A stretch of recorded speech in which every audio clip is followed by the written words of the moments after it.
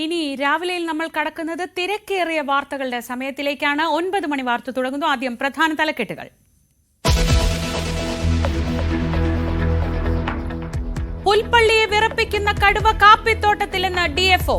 ഇന്ന് തന്നെ പിടികൂടാൻ ശ്രമം. ഇന്നലെ രാത്രിയും കടുവ ആടിനെ കൊന്നു. പെട്ടെന്ന് തന്നെ എഴുന്നേറ്റ് നോക്കിയപ്പം അവിടെ 2 കാലും കുത്തിയിട്ട് അതിനെ കഴുത്തേപ്പിട്ട് അത് ഉറങ്ങുമായിരുന്നു തള്ളയാട്. കുഞ്ഞുങ്ങൾ കരയണ കേട്ടോണ്ട് അപ്പോഴത്തേക്കും ഞങ്ങളും അപ്പുറത്തെ റൂമിൽ നിന്ന് ഓടി വന്ന് നോക്കുമ്പോൾ ആട് ചത്തിരുന്നു. അമ്മച്ചി കണ്ടു, അമ്മ കണ്ടിരുന്നു. ഞാൻ രാത്രി നോക്കുമ്പോൾ ഒരു ഒച്ച കേട്ടായിരുന്നു. നോക്കിയപ്പോൾ ജനല് തുറന്ന് നോക്കിയപ്പം ഈ കൂട് കിടന്ന പടയ്ക്ക് ഒച്ച കേട്ടു. നോക്കിയപ്പോൾ ഈ കൂട്ടിന്ന് ഇവിടുന്ന് കടുവ ഇതിനെ പിടിച്ച് തള്ളേനെ കൊന്നേച്ച് ഇങ്ങോട്ട് മാറിപ്പോവുക.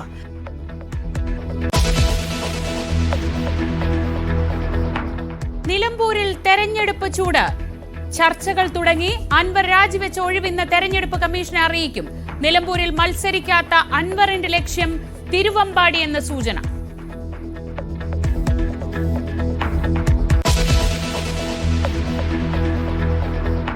ബോബി ചെമ്മണ്ണൂർ നിരന്തരം സ്ത്രീകൾക്കെതിരെ അശ്ലീല പ്രയോഗം നടത്തുന്ന ആളെന്ന് പോലീസ്. ജാമ്യം നൽകരുത്. ഹൈക്കോടതിയിൽ പോലീസ് റിപ്പോർട്ട് നൽകി. ജാമ്യാപേക്ഷ 10:30 പരിഗണിക്കും. രാഹുൽ ഈശ്വറിന്റെ മുൻകൂർ ജാമ്യാപേക്ഷയും പരിഗണനയ്ക്ക് വന്നേക്കും.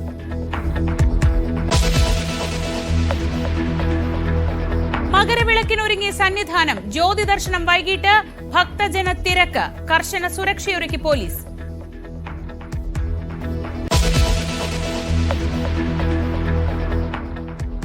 ഭക്തിസാന്ദ്രമായി പ്രയാഗ്രാജ്. മഹാകുംഭമേളയിൽ ഇന്ന് അമൃത സ്നാനം. ലോകത്തിന്റെ വിവിധ ഭാഗങ്ങളിൽ നിന്ന് തീർത്ഥാടക പ്രവാഹം. അമൃത സ്നാനത്തിൽ പങ്കെടുക്കാൻ ആപ്പിൾ സ്ഥാപകൻ സ്റ്റീവ് ജോബ്സിന്റെ ഭാര്യ ലൊറീനും പ്രയാഗ്രാജിൽ.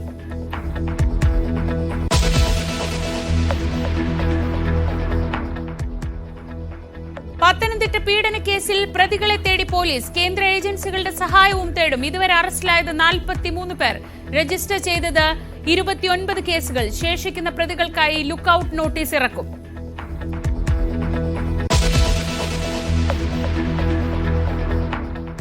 നെയ്യാറ്റിൻകരയിലെ വിവാദ കല്ലറ പൊളിക്കുന്ന കാര്യത്തിൽ ഇന്ന് അന്തിമ തീരുമാനമുണ്ടാകും. സമുദായ പ്രതിനിധികളും കുടുംബവുമായി ചർച്ച നടത്തി സബ് കളക്ടറും ഡിവൈഎസ്പിയും. പ്രദേശത്ത് ജാഗ്രത കർക്കശമാക്കി പോലീസ്.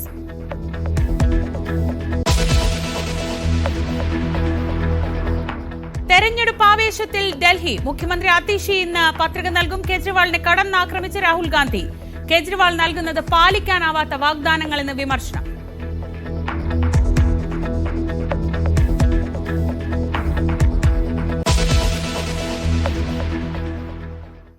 ശബരിമലയിൽ ഇന്ന് മകരവിളക്ക് മഹോത്സവം. എല്ലാ ഒരുക്കങ്ങളും പൂർത്തിയായി കഴിഞ്ഞു. അല്പസമയം മുൻപ് മകരസംക്രമ പൂജ ആരംഭിച്ചിട്ടുണ്ട് സന്നിധാനത്ത്.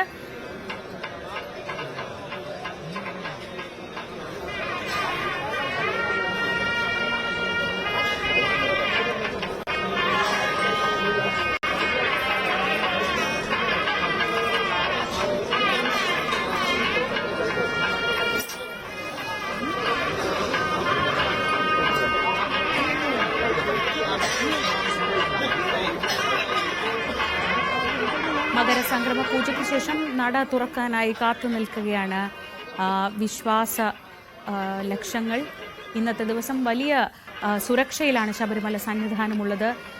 കഴിഞ്ഞ ദിവസങ്ങളിൽ പുലർത്തിപ്പോന്ന ജാഗ്രത അതിൻ്റെ ഏറ്റവും കൂടിയ നിലയിൽ ഇന്ന് ശബരിമലയിലുണ്ട്. എല്ലാവരും ക്ഷമയോടെ കാത്തു നിൽക്കുന്നത് ഇന്നത്തെ ദിവസം അയ്യപ്പനെ കാണാനും അത് കഴിഞ്ഞ് ഉച്ചയ്ക്ക് ശേഷമുള്ള മകരജ്യോതി ദർശനത്തിനുമായാണ്. ഇപ്പോൾ സന്നിധാനത്തു നിന്നുള്ള കാഴ്ചകളാണ് കാണുന്നത്. നമുക്ക് ദൃശ്യങ്ങളിൽ കാണാം. എല്ലാവരും ക്ഷമയോടെ മകരസംക്രമ പൂജയ്ക്ക് ശേഷം നട തുറക്കുന്നതിനായി കാത്തു നിൽക്കുകയാണ്.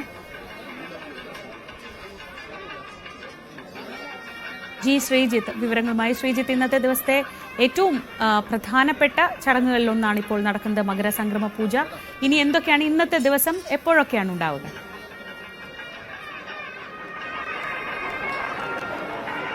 മകരസംക്രമ പൂജ തന്നെയാണ് ശ്രീജ ഈ ഒരു സമയത്ത് ഏറ്റവും പ്രധാനപ്പെട്ട ഒരു മുഹൂർത്തം. അതായത് മകരം 1 എത്തിയിരിക്കുന്നു എന്നുള്ളതാണ്. എന്തായാലും ശ്രീകോവിൽ നടയ്ക്കുള്ളിൽ പൂജകൾ തുടരുകയാണ്.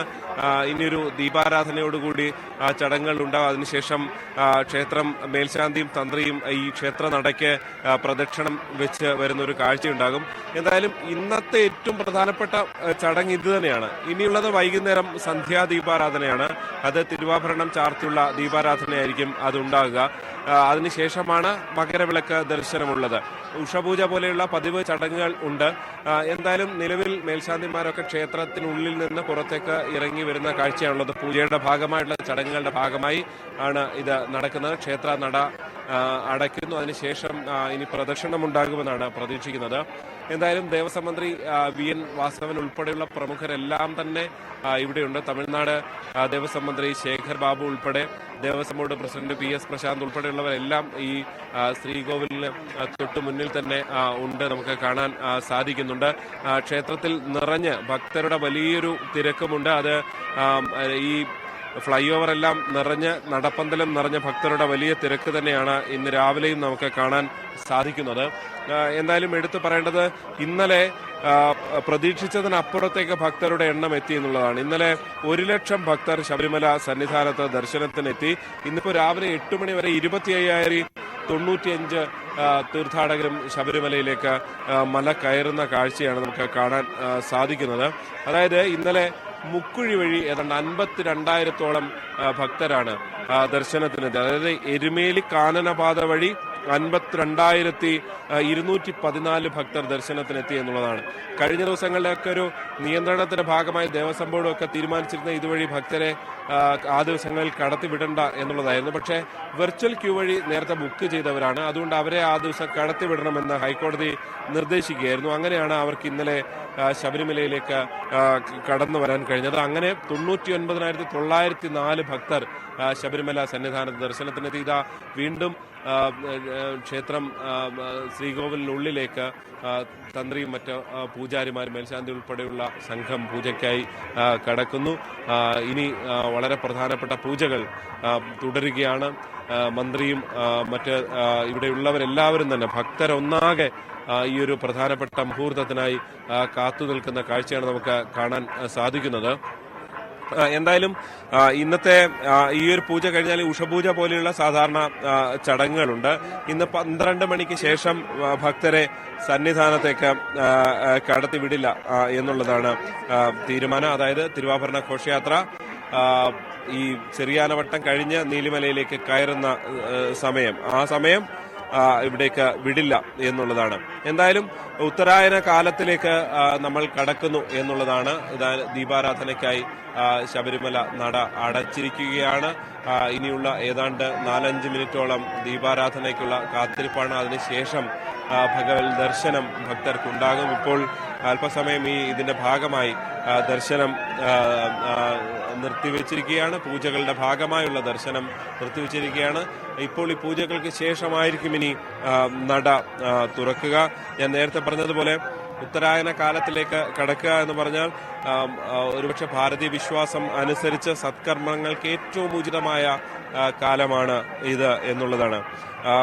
അങ്ങനെ പലതരം സങ്കല്പങ്ങളുമായി ചേർന്നുകൊണ്ടാണ് ഈ ഒരു മകരസംക്രമത്തെ ഇന്ത്യ ഒന്നാകെ വരവേൽക്കുന്നത് എന്ന് തന്നെ നമുക്ക് പറയേണ്ടി വരും. ഇപ്പോൾ മകരപ്പൊങ്കലൊക്കെ എത്രത്തോളം വിശിഷ്ടമാണ് എന്ന് നമുക്കറിയാം. നമ്മുടെ സമീപ സംസ്ഥാനങ്ങളായ തമിഴ്നാട് ഉൾപ്പെടെയുള്ള മേഖലകളിൽ അതിന് സമാനമായി ഉള്ളൊരു ആഘോഷം, കേരളത്തിലെ ഏറ്റവും പ്രധാനപ്പെട്ട ആഘോഷമായി ഈ മകരസംക്രമം മാറുന്നു എന്നുള്ളതാണ് ഏറ്റവും പ്രധാനപ്പെട്ടത്. എന്തായാലും ഈ പൂജകൾ ആരംഭിച്ചിരിക്കുന്നു. ഇനി വൈകാതെ ഭക്തർക്ക് ദർശനത്തിനുള്ള സൗകര്യമുണ്ടാകും. ദീപാരാധനയ്ക്ക് ശേഷമായിരിക്കും ഭക്തരെ ഇവിടേക്ക് കടത്തിവിടുക. അതിനുള്ള ക്രമീകരണങ്ങൾ തുടരുകയാണ്. ശ്രീജിത്ത്, വലിയ തിരക്കുണ്ട്. അവിടെ എത്തുന്ന അധികം ആളുകളും ഇന്നിപ്പോൾ തിരിച്ചു പോവില്ല, അവിടെ തന്നെ ഉണ്ടാവും. അപ്പോൾ തിരിച്ച് ഈ മകരജ്യോതി ദർശനത്തിന്റെ സമയത്തും അത് കഴിഞ്ഞുള്ള മടങ്ങി പോകുന്ന സമയത്തും ആ സമയത്തേക്കും ഈ സുരക്ഷാ സന്നാഹങ്ങളൊക്കെ വളരെ കൃത്യമായി തന്നെ തയ്യാറാക്കിയിട്ടില്ലേ?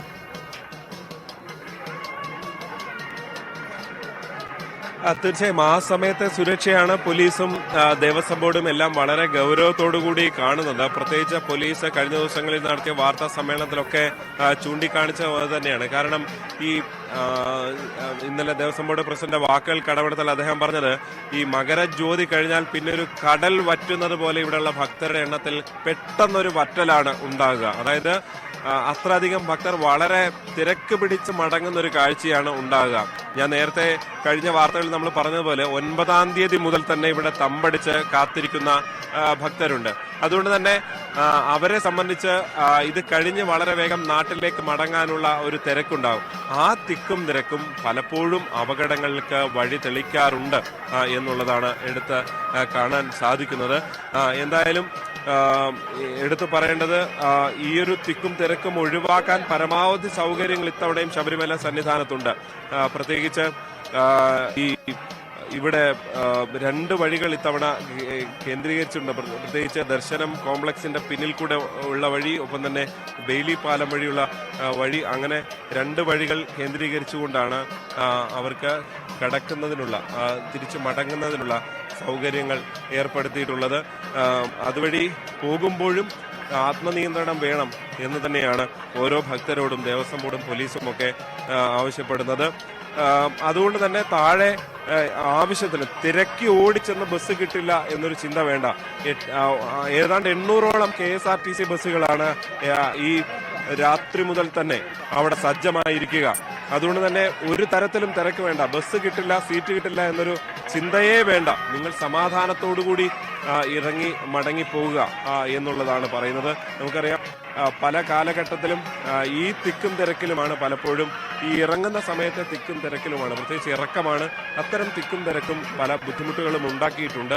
എന്തൊക്കെ ക്രമീകരണങ്ങൾ ഉണ്ടെങ്കിലും ഒരു സ്വയം നിയന്ത്രണം ഇല്ലാതെ വരുമ്പോൾ പലപ്പോഴും നമ്മൾ ഇവിടെ തന്നെ കാണാറുണ്ട്. ഇപ്പോൾ പോലീസിന്റെ പല നിയന്ത്രണങ്ങളും മരക്കൂട്ടം പോലുള്ള പല മേഖലകളിലും ഉണ്ടാകുമ്പോൾ ഈ വരിയെല്ലാം തെറ്റിച്ചുകൊണ്ട് ഉള്ളിലേക്ക് കടന്ന് മറ്റ് ഇടവഴികളൊക്കെ തേടി പോകുന്ന പല ഭക്തരെയും കാണുന്നുണ്ട്. നമ്മുടെ നാട്ടിൽ നിന്നുള്ളവരുണ്ട്, ഇതിനേക്കാൾ കൂടുതൽ മറ്റ് പല സ്ഥലങ്ങളിൽ നിന്ന് ഉള്ളവരുണ്ട്. അങ്ങനെ എല്ലാവരുടെയും വലിയൊരു തിരക്ക് അവിടെ അങ്ങനെ കാണാറുണ്ട്. ഈ വരി തെറ്റിക്കുന്നവർ പലപ്പോഴും അവർക്ക് മാത്രമല്ല, അതിനപ്പുറത്തേക്ക് വലിയൊരു വിഭാഗത്തിന് പലതരത്തിലുള്ള ബുദ്ധിമുട്ടുകളും ഉണ്ടാകുന്നു. അങ്ങനെയാണ് പലപ്പോഴും അതൊരു മറ്റുള്ളവർക്ക് കൂടി അപകടമുണ്ടാക്കുന്ന നിലയിലേക്ക് കാര്യങ്ങൾ പോകുന്നത്. അതുകൊണ്ട് തന്നെ അത്തരത്തിലുള്ള ഒരു ഒരു ആത്മ സംയമനം വേണം എന്നുള്ളതാണ് പൊതുവെ എല്ലാവരും ആവശ്യപ്പെടുന്നത്, ആഗ്രഹിക്കുന്നത് അത് തന്നെയാണ്. കാരണം ഇവിടെ എത്രയോ ദിവസങ്ങളായി തമ്പടിച്ച് നിൽക്കുന്ന ഒരുപാട് മനുഷ്യരുണ്ട്. പ്രത്യേകിച്ച് കുഞ്ഞു കുട്ടികൾ പോലും. ഇപ്പൊ ദേവസ്വം ബോർഡ് പ്രസിഡന്റൊക്കെ ഇന്ന് പറയുന്നത് ഈ അമ്മമാര്, പ്രായം ചെന്ന അമ്മമാർ, കുഞ്ഞു കുട്ടികളൊക്കെ ഇന്നത്തെ ദിവസം ദർശനം ഒഴിവാക്കിയാൽ അത് നല്ലതാണ് എന്നുള്ളതാണ്. പക്ഷേ അതിനൊക്കെ അപ്പുറത്തേക്ക് ഇവിടെ കഴിഞ്ഞ ദിവസങ്ങളായി തന്നെ ക്യാമ്പ് ചെയ്യുന്നവരുണ്ട്. ഈ പർണശാല കെട്ടി താമസിക്കുന്നവർ മലയാളികളായിട്ടുള്ള പ്രായം ചെന്ന അമ്മമാരും കുഞ്ഞു കുട്ടികളും ഒക്കെയായി ഇവിടെ നമുക്ക് കാണാൻ സാധിക്കുന്നുണ്ട്.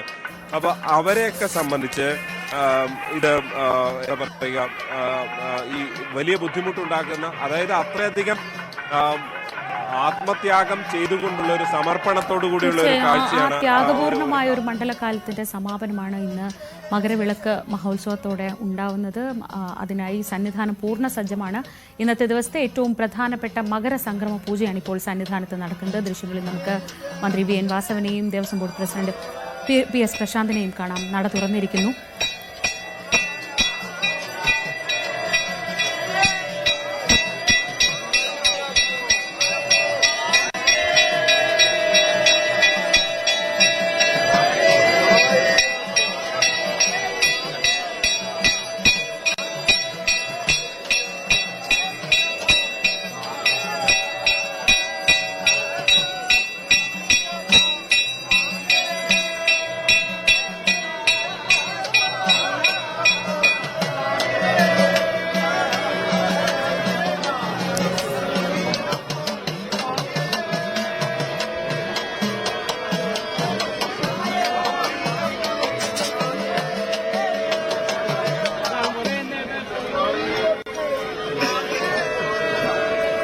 ശബരിമല സന്നിധാനത്ത് മകരസംക്രമ പൂജ കഴിഞ്ഞിപ്പോൾ നട തുറന്നിരിക്കുകയാണ്. വലിയ സുരക്ഷയിലാണ് സന്നിധാനമുള്ളത്. ഒരു പിഴവും ഇല്ലാതെ ശബരിമലയിൽ എത്തിയ ഭക്തർ തിരിച്ച് മല ഇറങ്ങുന്നത് വരെയുള്ള എല്ലാ സന്നാഹങ്ങളും അതിനുവേണ്ട എല്ലാ സജ്ജീകരണങ്ങളും പൂർത്തിയാക്കി മകരജ്യോതി ദർശനത്തിനായി കാത്തിരിക്കുകയാണ് സന്നിധാനം. ഇന്ന് ഉച്ചകഴിഞ്ഞ് 3 മുതൽ ന്യൂസ് 18-ൽ സംക്രമ സന്ധ്യ സമഗ്ര കവറേജ് പ്രേക്ഷകർക്ക് കാണാം. ശബരിമലയിൽ നിന്നുള്ള എല്ലാ കാഴ്ചകളും വാർത്തകളും വിശേഷങ്ങളും.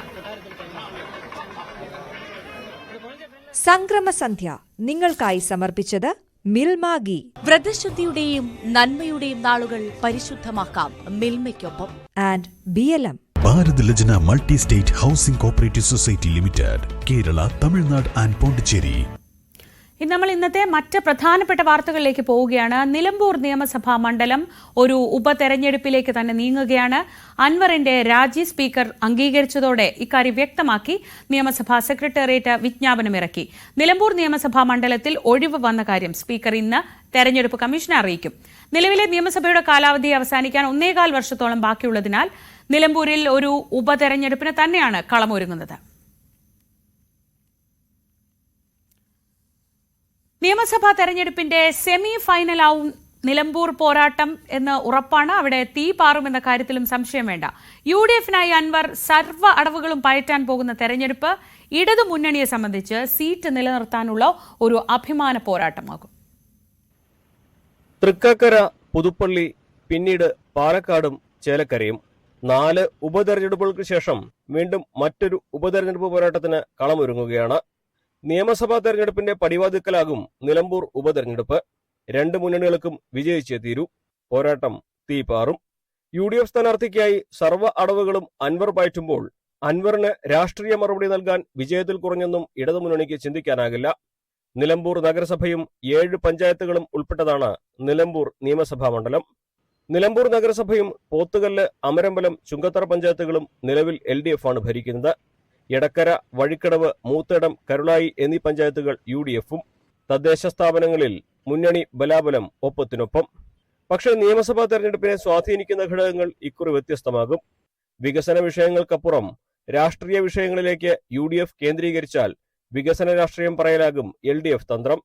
VS ജോയിയും ആര്യടൻ ഷൗക്കത്തും തന്നെയായിരിക്കും UDF-ന്റെ സ്ഥാനാർത്ഥി സാധ്യതയിൽ മുന്നിൽ. നിലമ്പൂർ സ്വദേശി കൂടിയായ M സ്വരാജും നിലമ്പൂർ നഗരസഭാ ചെയർമാൻ മാട്ടുമൽ സലീമും ജില്ലാ കമ്മിറ്റി അംഗം VM ഷൗക്കത്തും ഇടത് പരിഗണന പട്ടികയിൽ വന്നേക്കാം. UDF-ൽ ആശയക്കുഴപ്പമുണ്ടായാൽ അത് മുതലെടുക്കാനും LDF തന്ത്രം മെനയാം. നിയമസഭയ്ക്ക് 6 മാസമെങ്കിലും കാലാവധിയുണ്ടെങ്കിൽ തെരഞ്ഞെടുപ്പ് നടത്തണമെന്നാണ് ചട്ടം.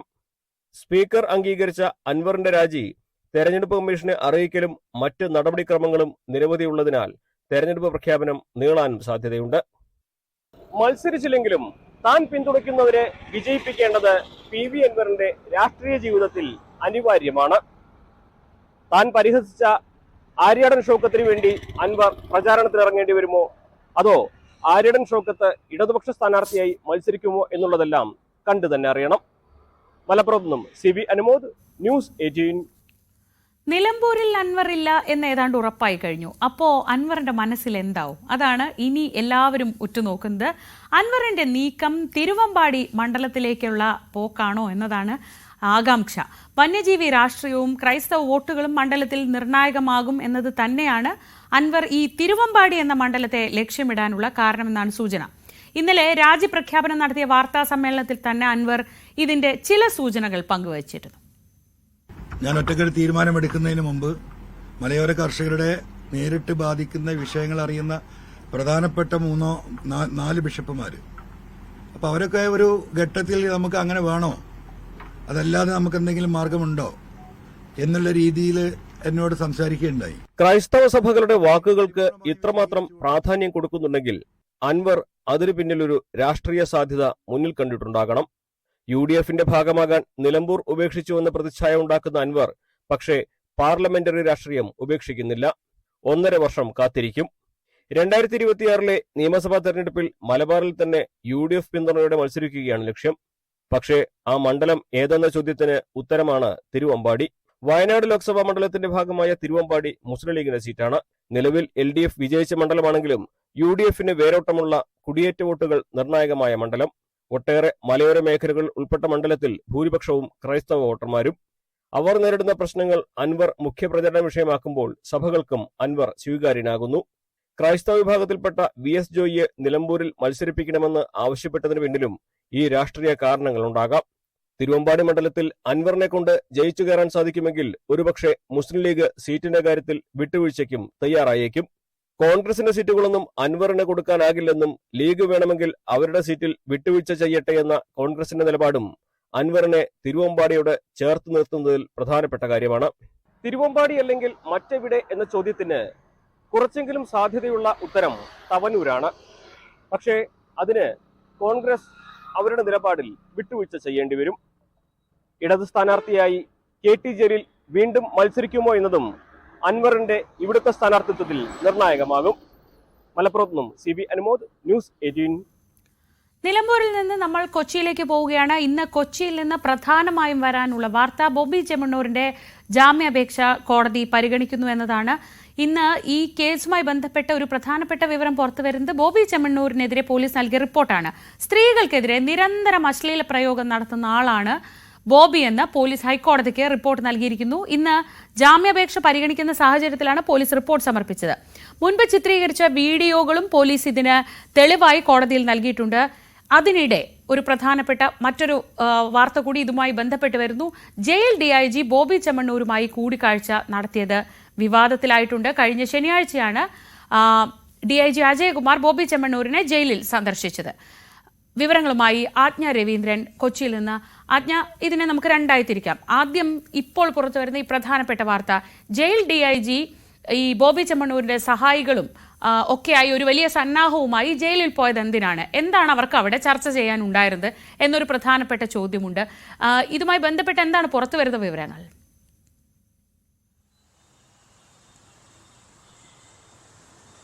ശ്രീജ, ജയിൽ DIG അജയ്കുമാറും ബോബി ചെമ്മണ്ണൂരിന്റെ 3 സഹായികളും ഒന്നിച്ചാണ് കാക്കനാട് ജില്ലാ ജയിലിൽ ബോബി ചെമ്മണ്ണൂരിനെ സന്ദർശിച്ചത്. ഇത് ബോബി ചെമ്മണ്ണൂരിന് വേണ്ട സഹായങ്ങൾ ജയിലിൽ ഒരുക്കി കൊടുക്കാനാണ് എന്നാണ് മനസ്സിലാക്കുന്നത്. മാത്രമല്ല, ഈ ജയിൽ DIG സന്ദർശിച്ചതിന് ശേഷം ബോബി ചെമ്മണ്ണൂരിന് ഫോൺ ചെയ്യാനായി 200 രൂപ അഡീഷണൽ അനുവദിച്ചു എന്നൊരു വാർത്ത കൂടി പുറത്തു വരുന്നുണ്ട്.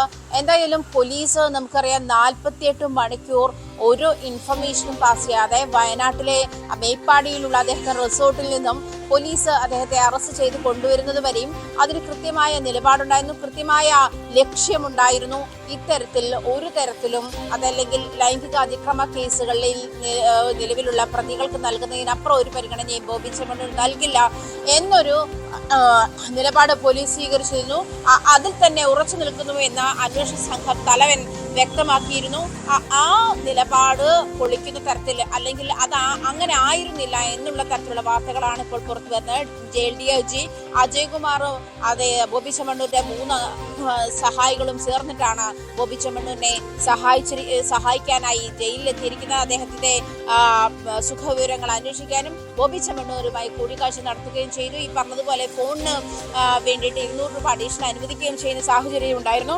മാത്രമല്ല, ഇതുമായി ബന്ധപ്പെട്ട് സ്പെഷ്യൽ ബ്രാഞ്ച് കാക്കനാട് ജില്ലാ ജയിലിൽ നിന്ന് അധികാരികളോട് ഈ കാര്യത്തിൽ വിശദീകരണവും തേടിയിട്ടുണ്ട്. ഈ വാർത്തയ്ക്ക് ശേഷം, ഈ വിവരം പുറത്തു വന്നതിനു ശേഷം അടുത്ത കാര്യം, ഇന്ന് ജാമ്യാപേക്ഷ പരിഗണിക്കുമ്പോൾ പോലീസ് നൽകിയ ഈ റിപ്പോർട്ട് എത്രത്തോളം ബോബിക്ക് തിരിച്ചടിയാവും? കാരണം അവർ പറഞ്ഞത് ഹണി റോസും ബോബി ചെമ്മണ്ണൂരും സുഹൃത്തുക്കളാണ്, ആ പറഞ്ഞ വാക്കുകളിൽ ഒന്നും യാതൊരു പ്രശ്നവും ഉണ്ടായിരുന്നില്ല എന്നൊക്കെയാണല്ലോ മുൻകൂർ ജാമ്യാപേക്ഷയിൽ പറഞ്ഞിട്ടുള്ളത്. പക്ഷേ ഇയാളുടെ സ്വഭാവം ഇതാണ്, നിരന്തരം അശ്ലീല പ്രയോഗം അല്ലെങ്കിൽ ദ്വയാർത്ഥ പ്രയോഗം നടത്തുന്ന ഒരാളാണ്, സ്ത്രീകളെ അപമാനിക്കുന്നയാളാണ് എന്ന റിപ്പോർട്ട് ബോബിക്കൊരു തിരിച്ചടിയാവുമോ?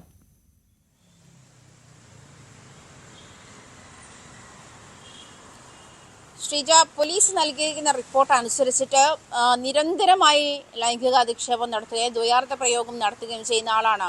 സോഷ്യൽ മീഡിയ ഹാൻഡിലുകളിലൂടെ ബോബി ചെമ്മണ്ണൂരിന്റെ വീഡിയോകളൊക്കെ അത്തരത്തിലുള്ളതാണ് എന്നുള്ളത് മുൻപ് ബോബി ചെമ്മണ്ണൂർ ഇത്തരത്തിൽ പബ്ലിഷ് ചെയ്ത വീഡിയോകൾ ഉൾപ്പെടെയാണ് ഹൈക്കോടതിയിൽ പോലീസ് മുൻകൂർ ജാമ്യവുമായി ബന്ധപ്പെട്ട് കഴിഞ്ഞ ദിവസം റിപ്പോർട്ട് തേടിയതിന് മറുപടി റിപ്പോർട്ട് സമർപ്പിച്ചിരിക്കുന്നത് അങ്ങനെയാണ്.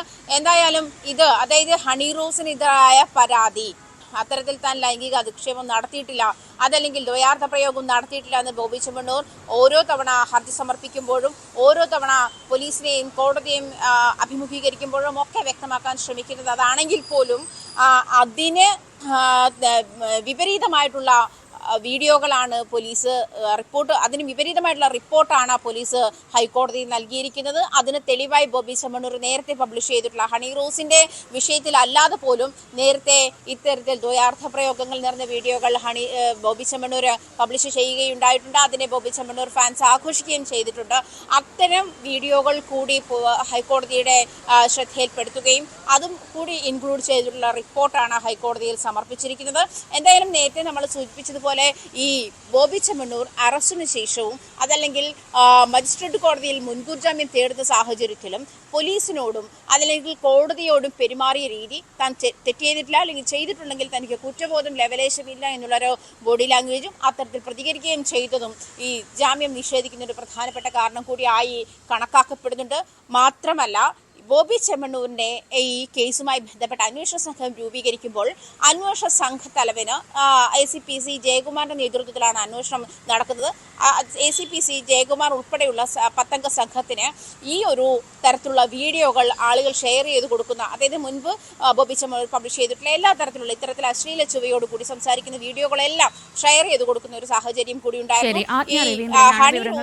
കൊച്ചിയിൽ നിന്ന് നമ്മൾ ഈ വാർത്തയിലേക്ക് വരും മണിക്കൂറുകളിലും വളരെ വിശദമായി തന്നെ വരും. ഇന്നാണ് ബോബി ചെമ്മണ്ണൂരിന്റെ ജാമ്യാപേക്ഷ കോടതി പരിഗണിക്കുന്നത്. കഴിഞ്ഞ വെള്ളിയാഴ്ച പരിഗണിച്ചപ്പോൾ അത് ചൊവ്വാഴ്ചയിലേക്ക് മാറ്റുകയായിരുന്നു. നമുക്ക് മറ്റു വാർത്തകളിലേക്ക് മടങ്ങിയെത്താം ഇടവേളയ്ക്ക് ശേഷം. മറ്റൊരു പ്രധാനപ്പെട്ട വാർത്ത നെയ്യാറ്റിൻകരയിൽ നിന്നാണ്. നെയ്യാറ്റിൻകരയിലെ വിവാദ സമാധി സ്ഥലം പൊളിച്ച് പരിശോധിക്കുന്ന കാര്യത്തിൽ അത്ര തിടുക്കം വേണ്ട എന്ന നിലപാടിലാണ് ജില്ലാ ഭരണകൂടം. ഗോപൻ സ്വാമിയുടെ കുടുംബം കോടതിയെ സമീപിക്കാൻ ഒരുങ്ങുന്ന പശ്ചാത്തലത്തിലാണ് വിധിക്കായി കാത്തിരിക്കാനുള്ള ജില്ലാ ഭരണകൂടത്തിന്റെ തീരുമാനം.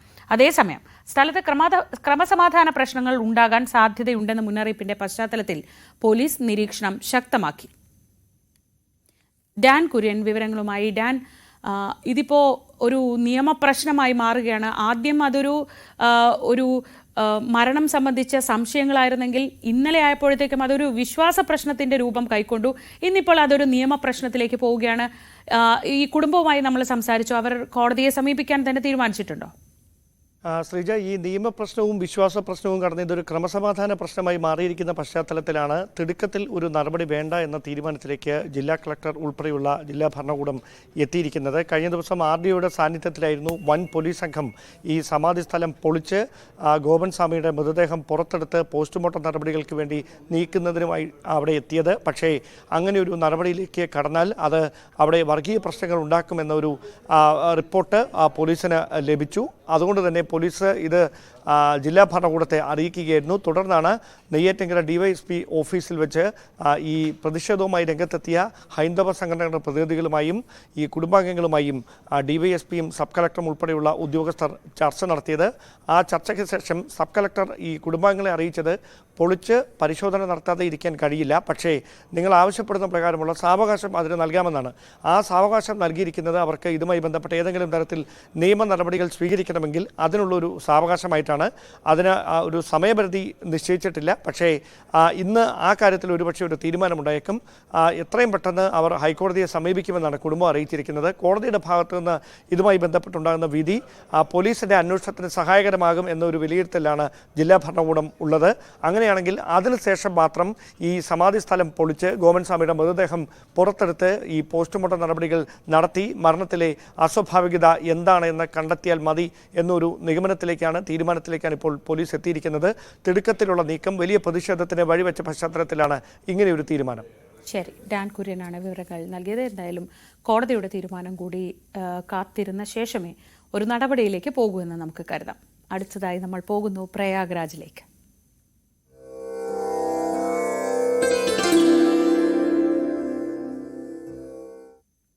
മഹാകുംഭമേളയിലേക്ക് ഭക്തജനപ്രവാഹം. ഇന്നലെ മാത്രം 1,60,00,000 തീർത്ഥാടകർ പ്രയാഗ്രാജിലെത്തിയെന്നാണ് കരുതുന്നത്. മകരസംക്രാന്തി ദിവസമായ ഇന്ന് 3.5 കോടി ഭക്തരെയാണ് ഉത്തർപ്രദേശ് സർക്കാർ പ്രതീക്ഷിക്കുന്നത്. 45 കോടി ആളുകൾ പങ്കെടുക്കുന്ന മഹാത്ഭുതം ഇവിടെ പ്രയാഗ്രാജിൽ പുരോഗമിക്കുകയാണ്. കാരണം നേരത്തെയൊക്കെ നമ്മൾ പറഞ്ഞതുപോലെ ഇന്നലെ 1,45,00,000 പേർ, 1.5 കോടിക്ക് അടുത്ത ആളുകൾ ഇവിടെ എത്തുകയും ഷാഹി സ്നാൻ കർമ്മം നിർവഹിക്കുകയും ചെയ്തു എന്നുള്ളതാണ് യു പി സർക്കാരിന്റെ ഔദ്യോഗികമായ കണക്ക്.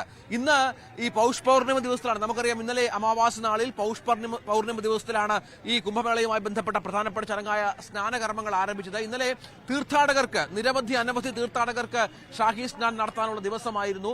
ഇന്ന് നമ്മുടെ ഏറ്റവും വലിയ പ്രത്യേകത എന്ന് പറയുന്നത് മകരസംക്രാന്തിയാണ്. മകരസംക്രാന്തി എന്നുള്ളത് ഉത്തരേന്ത്യൻ സംസ്ഥാനങ്ങളിലും ഏറെ വിശിഷ്ടമാണ്, അവർക്കും ഏറെ വിശിഷ്ടപ്പെട്ട ദിവസം തന്നെയാണ് ഇന്ന് ഇവിടെ ഇതിന്റെയൊക്കെ അഖാഡകളുണ്ട്. 13 അഖാഡകളിൽ ഏറ്റവും പ്രധാനപ്പെട്ട 7 അഖാഡകളിലെ സന്യാസിമാർ അവർ നാഗവിഭാഗത്തിൽപ്പെട്ടവരാണ്, നാഗസന്യാസിമാരാണ്. അവരൊക്കെ ഇവിടെ വന്ന് ടെന്റുകളിലും അവരുടെ ആശ്രമങ്ങളൊക്കെ ഉണ്ടാക്കി ഇവിടെ തമ്പടിച്ചിട്ടുണ്ട്. ഇവർക്ക് സ്നാനം നടത്താനുള്ള ഏറ്റവും പ്രധാനപ്പെട്ട ഒരു ദിവസമാണ് ഇന്ന്. അതവർ ആ തരത്തിൽ തന്നെ ആരംഭിച്ചു കഴിയുക പശ്ചാത്തലം കൂടിയുണ്ട്. ഇന്ന് ഏതാണ്ട് 3-3.5 കോടി ആളുകളെ ഇങ്ങോട്ടേക്ക് പ്രതീക്ഷിക്കുന്നുവെന്നാണ് യു പി സർക്കാർ ഔദ്യോഗികമായി വ്യക്തമാക്കുന്നത്. യോഗി ആദിത്യനാഥ് നേരിട്ടാണ് എല്ലാ പരിപാടികൾക്കും കാർമ്മികത്വം വഹിക്കുന്നതും എല്ലാ പരിപാടികളുടെ തയ്യാറെടുപ്പുകൾ വരുത്തുന്നതും ഒക്കെ. അത് ഏറ്റവും പ്രധാനപ്പെട്ട കാര്യമാണ്. നമ്മൾ നേരത്തെയൊക്കെ പറഞ്ഞതുപോലെ ഏതാണ്ട് 7,000-ഓളം കോടി രൂപ മുടക്കിയാണ് യു പി സർക്കാർ ഇവിടെ എല്ലാ സംവിധാനങ്ങളും ഒരുക്കിയിരിക്കുന്നത്. സർക്കാർ പ്രതീക്ഷിക്കുന്ന വരുമാനമാകട്ടെ ഏതാണ്ട് 2 ലക്ഷം കോടിയിൽ പരം രൂപയാണ് എന്നുള്ളതാണ്. അത് ഇപ്പോൾ എല്ലാ മേഖലകളും കൂടി ചേർത്താണ് കേട്ടോ. യു പി സർക്കാരിന്റെ മാത്രമല്ല, ടൂറിസം രംഗത്തായാലും കച്ചവട സ്ഥാപനങ്ങൾക്കായാലും സർക്കാരിന്റെ ടാക്സ് ഇനത്തിലായാലും മറ്റുമൊക്കെ ലഭിക്കുന്ന മുഴുവൻ വരുമാനത്തിന്റെ കണക്കാണ് ഈ പറയുന്നത്. അങ്ങനെ ലോകം കണ്ട ഏറ്റവും വലിയ ഹൈന്ദവ മഹാസംഗമം യാതൊരുവിധ പരാതികളോ പരിഭവങ്ങളോ ഇല്ലാതെ ഇവിടെ പുരോഗമിക്കുകയാണ് എന്നുള്ളതാണ്. സുരക്ഷാ ക്രമീകരണങ്ങളാണ് ഏറ്റവും പ്രധാനം. ഇത്തവണ യോഗി സർക്കാരിന്റെ ഒരു മുദ്രാവാക്യം എന്ന് പറയുന്നത് ഈ ശുചിത്വത്തിനൊപ്പം സുരക്ഷയും വളരെ ശക്തമായി തന്നെ നടപ്പിലാക്കുമെന്നുള്ളത്. അതുകൊണ്ട് തന്നെയാണ് ഇപ്പോൾ ഈ പ്രദേശത്തൊക്കെ വാഹന ഗതാഗതം പൂർണ്ണമായും നിരോധിച്ചിരിക്കുകയാണ്. ഔദ്യോഗിക വാഹനങ്ങൾക്ക് മാത്രമാണ് കടന്നു പോകാനുള്ള സ്ഥലമുള്ളത്. ഞാനിപ്പോൾ നിൽക്കുന്ന ഈ പ്രദേശത്ത് ജനങ്ങളുടെ ഒരു പ്രവാഹം പ്രേക്ഷകർ കാണുന്നുണ്ടാകും. ലക്ഷക്കണക്കിന് കോടിക്കണക്കിന് ജനങ്ങൾ സ്നാനം നിർവഹിച്ച ശേഷം, ഇന്നലെയൊക്കെ സ്നാനകർമ്മങ്ങളിൽ പങ്കെടുത്ത ശേഷം മടങ്ങി വരുന്ന കാഴ്ചകൾ കൂടിയാണ് പ്രേക്ഷകർ കണ്ടുകൊണ്ടിരിക്കുന്നത്. അവരൊക്കെ ഏറെ സന്തോഷത്തോടു കൂടി തന്നെയാണ്. സബ് കുछ सही था, कैसा? बिल्कुल बहुत अच्छा लगा, बहुत अच्छा स्नान कर दिया, मजा आ गया। कैसा था दीदी भाभी, कैसा था सब कुछ, कैसा था? स्नान कर दिया? अच्छा रहा, बढ़िया था सब कुछ, बढ़िया। कोई मुश्किल नहीं था? भैया स्नान तो कर लिया, लेकिन साधन नहीं खुद करो साधन होना चाहिए भैया, और पकड़ हाथ। कैसा लगा? बहुत बढ़िया, बहुत बढ़िया, बहुत बढ़िया था, बहुत ही अच्छा हुआ, बहुत ही अच्छा भव्य प्रोग्राम हुआ, एक नंबर काम हुआ, और पहली बार इतना अच्छा प्रोग्राम हुआ। पब्लिक बहुत आ रही है, बहुत अच्छा प्रोग्राम हुआ, हर जिले से आ रही है, पूरा ऑल इंडिया से आ रही है। बहुत बढ़िया योगी जी, नेपाल के लोग भी आ रहे हैं। अच्छा അപ്പൊ അതാണ് दोबारा सीएम बनना चाहिए फिर दोबारा से। അപ്പോ അതാണ് ഇതുവരെ അങ്ങനെ പരാതികളായി ആരും നമ്മൾ പറയുന്നത് കേൾക്കുന്നില്ല. വളരെ പ്രധാനപ്പെട്ട കാര്യം അത് തന്നെയാണ്. നേരത്തെ പറഞ്ഞതുപോലെ സുരക്ഷാ ക്രമീകരണങ്ങൾ ശക്തമാണ്. ഈ വാഹന ഗതാഗതം പൂർണ്ണമായും നിയന്ത്രിച്ചിട്ടുണ്ട്. ഇവിടെ നിന്ന് 8-9 കിലോമീറ്റർ നടക്കണം നമ്മുടെ ഈ സ്നാൻ ഘട്ടിലേക്ക് എത്തുക എന്നുള്ളത്. അത് വളരെ പ്രധാനപ്പെട്ട കാര്യമാണ്. ഇവിടേക്ക് നടന്നിട്ട് മടങ്ങി വരുന്ന ഭക്തജനങ്ങളെ, ലക്ഷോപലക്ഷം ഭക്തജനങ്ങളെയാണ് നമ്മൾ കാണുന്നത്. ഇത്ര വലിയൊരു ക്രൗഡ് അതിനെ മാനേജ് ചെയ്യുക എന്നുള്ള അതീവ ശ്രമകരമായ കാര്യങ്ങളാണ് ഇപ്പോൾ സർക്കാരും നമ്മുടെ പോലീസ് സംവിധാനവും ഒക്കെ ഏർപ്പെട്ടിരിക്കുന്നത് എന്നുള്ളതാണ് ഏറ്റവും പ്രധാനപ്പെട്ട കാര്യം. കേന്ദ്ര സേനകളുടെ സജീവമായ സാന്നിധ്യമുണ്ട്. ഞാൻ നേരത്തെ പറഞ്ഞതുപോലെ യോഗി ആദിത്യനാഥ് നേരിട്ടാണ് ഇതിനുള്ള മേൽനോട്ടങ്ങളൊക്കെ നിർവഹിക്കുന്നത് എന്നത് ഏറ്റവും പ്രധാനപ്പെട്ട കാര്യമാണ്. അങ്ങനെ ഈ ഫെബ്രുവരി 26 വരെ, അതായത് നമ്മുടെ ശിവരാത്രി നാൾ വരെ നീണ്ടു നിൽക്കുന്ന ഈ മഹാസംഗമത്തിന് പ്രൗഢഗംഭീരമായ തുടക്കം കുറിച്ചിരിക്കുന്നു എന്നുള്ളതാണ് ഏറ്റവും പ്രധാനം. ഇനിയുള്ളത് ഇതിന്റെ പ്രധാനപ്പെട്ട ചടങ്ങുകൾ, ആചാരങ്ങളൊക്കെ നടക്കുന്നു. അത് പല ഭാഗങ്ങളിലായി, അതാണ് ഞാൻ നേരത്തെ പറഞ്ഞതുപോലെ 30 കിലോമീറ്റർ ചുറ്റളവിൽ 20,000-20,000-ഓളം ഘാട്ടുകൾ ഒരുക്കിയാണ് ഇവിടെ എല്ലാ സംവിധാനങ്ങളും, സ്നാൻ ഘട്ടങ്ങളും മറ്റും ഒരുക്കിയാണ് സംവിധാനങ്ങൾ ഉള്ളത്. ഗംഗാ യമുന സരസ്വതി സംഗമസ്ഥാനത്താണ് ഏറ്റവും സുരക്ഷിതമായുള്ള ഈ സംവിധാനങ്ങൾ ഒരുക്കിയിരിക്കുന്നത്. നമ്മുടെ ദൃശ്യങ്ങളിലൊക്കെ അത് വളരെ വ്യക്തമായി കാണുകയും ചെയ്യും. അപ്പോൾ പ്രൗഢഗംഭീരമായി തന്നെ തുടക്കം കുറിച്ചിരിക്കുന്നു. വരും ദിവസങ്ങളിലും സമാനമായി തന്നെ ഭക്തജനങ്ങളുടെ വലിയൊരു പ്രവാഹം ഇങ്ങോട്ടേക്ക് പ്രതീക്ഷിക്കുകയും ചെയ്യുന്നു. പ്രശാന്ത് മംഗലശ്ശേരിക്കൊപ്പം രഞ്ജിത് രാമചന്ദ്രൻ, പ്രയാഗ്രാജ്. മഹാകുംഭമേളയിൽ പങ്കെടുക്കാൻ ലോകത്തിന്റെ പല ഭാഗത്തു നിന്നും വളരെ പ്രധാനപ്പെട്ട വ്യക്തികളൊക്കെ എത്തുന്നുണ്ട്. ലോറീൻ പവൽ പ്രയാഗ്രാജിൽ ഇന്നത്തെ അമൃത് സ്നാനത്തിൽ പങ്കെടുക്കും. ആപ്പിളിന്റെ സഹസ്ഥാപകനായ അന്തരിച്ച സ്റ്റീവ് ജോബ്സിന്റെ ഭാര്യയാണ് ലോറീൻ.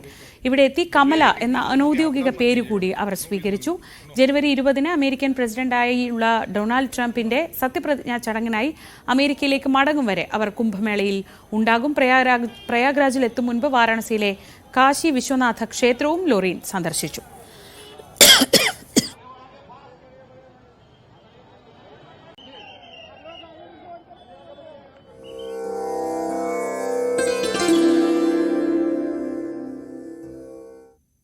ഒരിടവേള കൂടി. ഡൽഹി തെരഞ്ഞെടുപ്പ് ചൂടിലേക്ക് കടക്കുകയാണ്. മുഖ്യമന്ത്രി അതിഷി ഇന്ന് നാമനിർദ്ദേശ പത്രിക സമർപ്പിക്കും.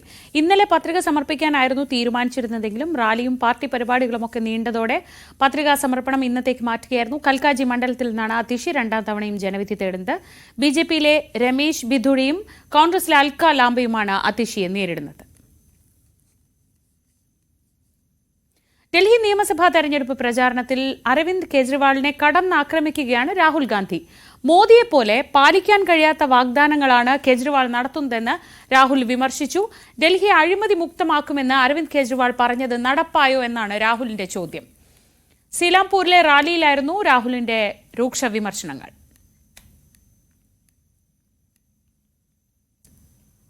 രാഹുലിന്റെ വിമർശനങ്ങൾക്ക് സ്വാഭാവികമായും കെജ്രിവാളിന്റെ മറുപടി വരുന്നുണ്ട്. കോൺഗ്രസിനെ രക്ഷിക്കാനാണ് രാഹുലിന്റെ ശ്രമമെന്നും എന്നാൽ തന്റെ പോരാട്ടം രാജ്യത്തിന് വേണ്ടിയാണെന്നും കെജ്രിവാൾ പ്രതികരിച്ചു. തനിക്കെതിരെ രാഹുൽ നടത്തിയ അധിക്ഷേപത്തോട് കൂടുതൽ പ്രതികരിക്കാനില്ലെന്നും കെജ്രിവാൾ എക്സിൽ കുറിച്ചു.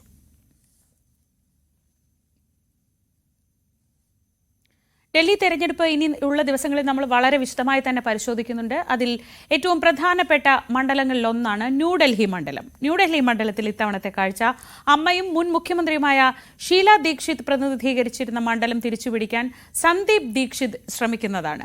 സന്ദീപ് ഒരു അട്ടിമറിക്കൊരുങ്ങുമ്പോൾ 4ാം വിജയമാണ് ഷീലയെ അന്ന് തോൽപ്പിച്ച് ഡൽഹി ഭരണം പിടിച്ച അരവിന്ദ് കെജ്രിവാളിന്റെ ലക്ഷ്യം. മുൻ മുഖ്യമന്ത്രി സാഹിബ് സിംഗ് വർമ്മയുടെ മകൻ പർവേഷ് വർമ്മ ബിജെപി സ്ഥാനാർത്ഥിയായി എത്തിയതോടെ ന്യൂഡൽഹി മണ്ഡലത്തിൽ ഒരു ത്രികോണ പോരാട്ടമാണ്.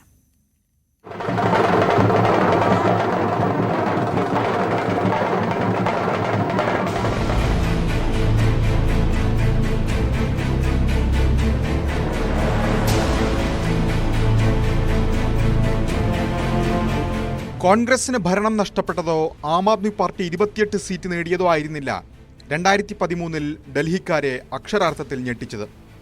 ആര് തോറ്റാലും ജയിക്കുമെന്നുറപ്പുണ്ടായിരുന്ന ഷീല ദീക്ഷിത് ന്യൂഡൽഹി മണ്ഡലത്തിൽ പരാജയപ്പെട്ടതായിരുന്നു ആ തെരഞ്ഞെടുപ്പിലെ വമ്പൻ അട്ടിമറി. മുഖ്യമന്ത്രിയായ 3 തെരഞ്ഞെടുപ്പിലും ഷീല ജയിച്ചത് ആദ്യം ഗോൾ മാർക്കറ്റ് എന്നും പിന്നീട് ന്യൂഡൽഹി എന്നും പേരുമാറിയ മണ്ഡലത്തിൽ നിന്നായിരുന്നു. ആ തോൽവി ഷീല യുഗത്തിന്റെ അവസാനമായിരുന്നെങ്കിൽ കേജ്രിവാൾ യുഗം തുടങ്ങിയതും അവിടെ നിന്ന്. ഷീല ദീക്ഷിത്തിനെ 25,000-ലധികം വോട്ടിന് തോൽപ്പിച്ച കേജ്രിവാൾ 3 തവണ മുഖ്യമന്ത്രിയായി.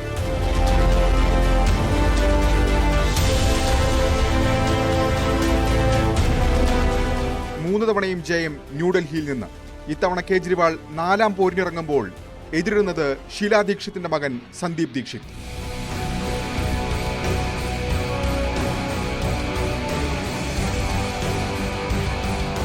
ഷീല ദീക്ഷിത്തിന്റെ മകൻ എന്നതിനപ്പുറം ആം ആദ്മി പാർട്ടിയുടെ കടുത്ത വിമർശകൻ, ഡൽഹി കോൺഗ്രസിന്റെ മുഖമെന്നീ ഘടകങ്ങളാണ് കേജ്രിവാളിനെതിരെ സ്ഥാനാർത്ഥിത്വത്തിലേക്ക് സന്ദീപിനെ നയിച്ചത്. പ്രധാന നേതാക്കളായ അരവിന്ദർ സിംഗ് ലൗലി, രാജ്കുമാർ ചൗഹാൻ, പ്രഹ്ലാദ് സിംഗ് സാവ്നി തുടങ്ങിയ നേതാക്കൾ പാർട്ടി വിട്ടതോടെ നേതൃദാരിദ്ര്യമുണ്ട് കോൺഗ്രസിന്. അജയ് മാക്കനാകട്ടെ ദേശീയ ട്രഷററായി. അഴിമതി ആരോപണങ്ങളുമായി ആം ആദ്മി പാർട്ടി പ്രതിരോധത്തിലാകുമ്പോൾ ഈസ്റ്റ് ഡൽഹി മുൻ MP കൂടിയായ സന്ദീപ് ദീക്ഷിത്താണ് കോൺഗ്രസിന്റെ ആശ്രയം. केजरीवाल को एक चीज पता होनी चाहिए, ये जिन वायदों से आए थे और जो तस्वीर अपनी बनाकर आए थे कि मैं आम आदमी हूँ, मैं साधारण जीवन जीऊंगा, मैं बंगले घर नहीं लूंगा, ये कम से कम और किसी ने नहीं किया. तो ढोंग तो आपने रचा था, सवाल आपके ढोंग पर है. इस बात तो आपको नहीं आना है, किसी भी कीमत पे दिल्ली बचानी है तो आपको आना है. मैम आपका सपोर्ट नहीं मिले, सपोर्ट जब भी मिलेगा हम तो सबसे अगर बोलो सबसे करेंगे. मैम आपने ये बोला ना मेरे तो इतनी ताकत आई, क्या बताएं. सर एक बार हम तो सोच मैडम लिखता तो कोई काम कर ही नहीं सकता. വീടുകൾ തോറും കയറിയിറങ്ങി വോട്ട് തേടുന്ന സന്ദീപ് ദീക്ഷിത്തിന് മുന്നിൽ വെല്ലുവിളികളേറെ. കഴിഞ്ഞ 2 തെരഞ്ഞെടുപ്പിലും പാർട്ടി സ്ഥാനാർത്ഥിക്ക് ലഭിച്ച വോട്ട് 5000-ൽ താഴെ.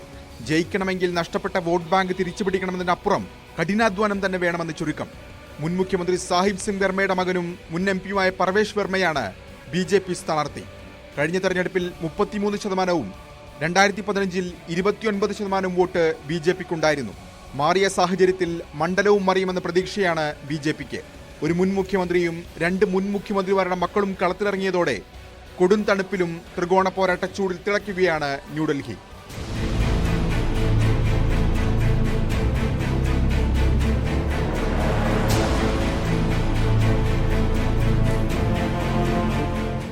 രാഗേഷ്, ന്യൂസ് 18. ധ്യാനത്തിലിരിക്കുന്ന ബുദ്ധന്റെ രൂപത്തിൽ നിയുക്ത അമേരിക്കൻ പ്രസിഡന്റ് ഡൊണാൾഡ് ട്രംപിന്റെ പ്രതിമ. സ്വഭാവത്തിൽ ബുദ്ധനും ട്രംപുമായി വൈരുദ്ധ്യങ്ങൾ ഏറെയാണെങ്കിലും പല വലിപ്പത്തിലുള്ള ഈ സെറാമിക് പ്രതിമകൾക്ക് അമേരിക്കയിൽ ഇപ്പോൾ വലിയ മാർക്കറ്റാണ്. ചൈനീസ് ശില്പി ഹോങ് ജിൻഷി രൂപകൽപ്പന ചെയ്ത് ചൈനയിൽ നിർമ്മിക്കുന്ന ശില്പമാണ് ട്രംപ് വീണ്ടും വിജയിച്ചതോടെ ഓൺലൈൻ മാർക്കറ്റിൽ വലിയ ഹിറ്റായത്.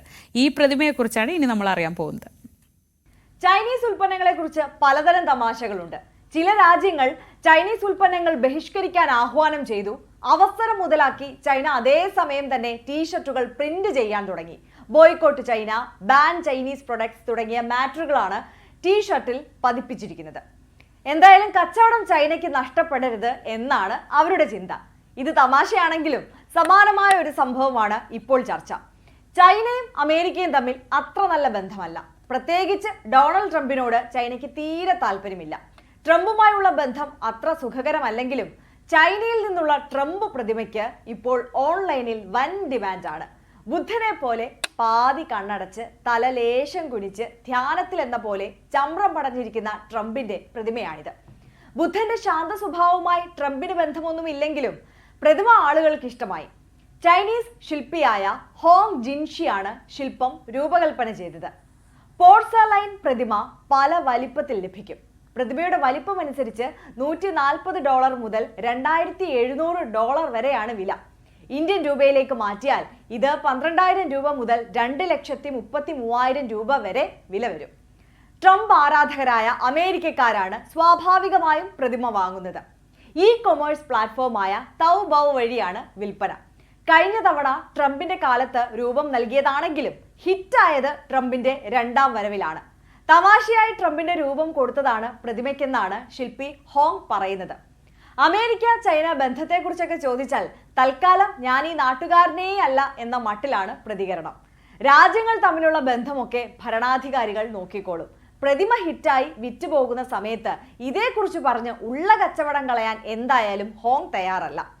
ഒരു തരത്തിലും സാമ്യമില്ലാത്ത ബുദ്ധനെയും ട്രംപിനെയും കൂട്ടിയോജിപ്പിക്കുക വഴി കാണുന്നവരിൽ ഉണ്ടാകുന്ന ചിരിയും കൗതുകവുമാണ് ശില്പത്തെ പ്രിയപ്പെട്ടതാക്കുന്നതെന്നാണ് ശില്പിയുടെ അഭിപ്രായം. സാധാരണ ഭരണാധികാരികളെ പോലെ അല്ല ട്രംപ്. അതീവ ഗൗരവക്കാരനല്ലെന്ന് മാത്രമല്ല എപ്പോഴും ഓൺലൈനിൽ സജീവമായി നിൽക്കുന്ന ആളുമാണ്. അതുകൊണ്ട് തന്നെ ട്രംപിന്റെ പ്രതിമയ്ക്ക് താല്പര്യക്കാർ കൂടും. അമേരിക്കൻ ആധിപത്യം സ്ഥാപിക്കാനായി ട്രംപ് അമേരിക്കക്കാർക്ക് മുന്നിൽ വെച്ച നിങ്ങളുടെ കമ്പനിയെ വീണ്ടും മികച്ചതാക്കുക എന്ന മുദ്രാവാക്യത്തിന്റെ ചൈനീസ് പതിപ്പും സിറാമിക് പ്രതിമയുടെ കവറിൽ അച്ചടിച്ചിട്ടുണ്ട്. സമാനമായ തരത്തിൽ മറ്റൊരാളിന്റെ പ്രതിമയിൽ കച്ചവട സാധ്യത കണ്ടെത്തുകയാണ് ഈ ചൈനീസ് ശില്പി. മറ്റാരുമല്ലത് ട്രംപിന്റെ അടുത്ത സുഹൃത്തു കൂടിയായ ആൾ തന്നെ, ഇലോൺ മസ്ക്. കോഹ കവചം ധരിച്ച് സൂപ്പർ ഹീറോ അയൺമാൻ ശൈലിയിലാണ് ശില്പം രൂപകൽപ്പന ചെയ്യുന്നത്. ഞരമ്പിൽ നിന്നും കുതിച്ചുയരുന്ന റോക്കറ്റ് കൂടി ചേരുന്നതാണ് മസ്കിന്റെ പ്രതിമ. ചൈന അമേരിക്ക ബന്ധം എങ്ങനെയായാലും ചൈനയിൽ രൂപകൽപ്പന ചെയ്ത് അവിടെ നിർമ്മിക്കുന്ന ട്രംപ് പ്രതിമയ്ക്ക് അമേരിക്കയിൽ നല്ല ഡിമാൻഡുണ്ട്. മികച്ച ഉൽപ്പന്നങ്ങൾ നിർമ്മിക്കുക എന്നതിനേക്കാൾ പ്രധാനമാണ് ഓരോ സമയത്തെയും കച്ചവട സാധ്യത തിരിച്ചറിഞ്ഞ് അതിലേക്ക് കടക്കുക എന്നത്. അവിടെയാണ് ഹോങ്ങിന്റെ ജയം. അതിപ്പോൾ അവിടെ ഹോങ് മാത്രമല്ല, ഇവിടെ കേരളത്തിലായാലും നമ്മൾ എപ്പോഴും കാണുന്നതാണ്. ഓരോ അവസരത്തിനനുസരിച്ച് ഉയർന്ന് ഓരോരുത്തരും എടുക്കുന്ന നിലപാടുകൾ. ഇപ്പോൾ ഉദാഹരണത്തിന് PV അൻവർ ഒരു നിയമസഭാ ഉപതെരഞ്ഞെടുപ്പ് വരുമ്പോൾ എന്ത് നിലപാടെടുക്കുന്നു എന്നതൊക്കെ അത്തരത്തിലുള്ള ഒരു കൗതുകകരമായ കാഴ്ചയാണ്. ഈ വിഷയങ്ങളൊക്കെയാണ് ഇനി വരുന്ന മണിക്കൂറുകളിൽ നമ്മൾ ന്യൂസ് ട്രെൻഡ്സിൽ വിശദമായി പരിശോധിക്കുന്നത്. അശ്വതി ചേരും. രാവിലെ ഇവിടെ പൂർണ്ണമാവുകയാണ്. വീണ്ടും നാളെ കാണാം.